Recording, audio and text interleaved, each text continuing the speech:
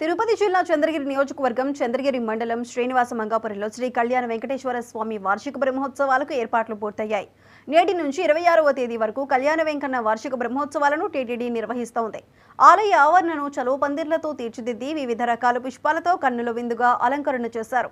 ఆలయం వెనుక యాగశాల, కైకర్యాల వేదిక ఏర్పాటు చేశారు.